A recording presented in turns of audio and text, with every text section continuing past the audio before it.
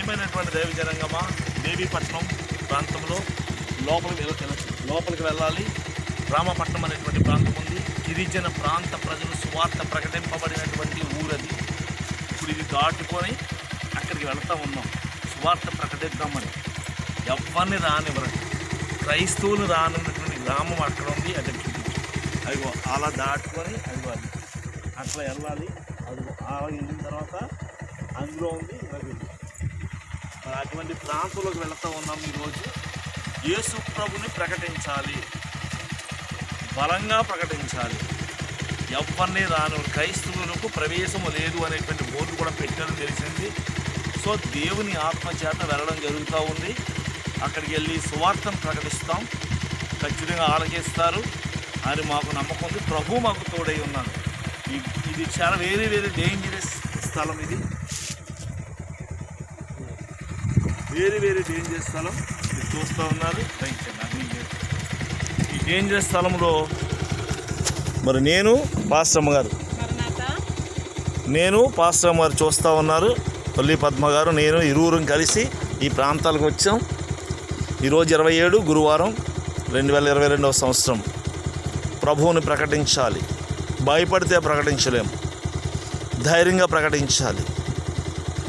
క్రైస్తవులకి ప్రవేశం లేదు అనేటువంటి బోర్డు కూడా ఎదురు కనబడతా ఉంది. దేవుని చిత్తమైతే అక్కడికి వెళతాం, ప్రభువుని ప్రకటిస్తాం, ప్రేమతో ప్రకటిస్తాం, వ్యతిరేకంతో కాదు. ప్రేమ కలిగి మాట్లాడతాం. ప్రభుని అంగీకరించే వాళ్ళు ఉంటారు కొంతమంది. ఇటువంటి ధన్యతను ఈరోజు మాకు ప్రభు అనుగ్రహించాలి. కాకినాడ పట్టణంలో నుండి మేము రావడం జరిగింది. కాకినాడ పట్టణంలో ఉంటే కార్యాలు జరగవు, ఇంట్లో కూర్చుంటే కార్యాలు జరగవు. అందుకే సర్వలోకానికి వెళ్ళి సర్వసృష్టికి సువార్తను ప్రకటించండి అన్నారు ప్రభువారు. ఆ మాటను పట్టుకుని ఈరోజు ఇంట్లో కూర్చుంటే ఎట్లా అని ఇట్లాంటి ప్రాంతాలకు రావడం జరిగింది. మెగా చూసారు, భోజన పదార్థాలు ఇవన్నీ సమకూర్చుకొని వచ్చాం. చాలా ప్రాంతం, సుదూర ప్రాంతం బండి మీద రావడం జరిగింది. కాకినాడ నుండి ఇక్కడికి రమారమి 4 గంటలు పట్టింది. అనేక గ్రామాల్లో సువార్త ప్రకటించాం. ప్రభు కృప చూపారు. మరి ఇక్కడికి కూడా వెళతా ఉన్నాం. మా కొరకు ప్రార్థించండి. ఇంకా భయంకరమైన జనాల దగ్గరికి వెళ్ళి ప్రకటించాలి. ప్రభు సువార్త ఆగిపోతుంది. యేసు ఎరిగిన ప్రాంతాలకు వెళ్ళాలి. పునాది వేయబడిన స్థలాలకు పునాది వేయాలి. బూదిగంతములకు వెళ్ళాలి.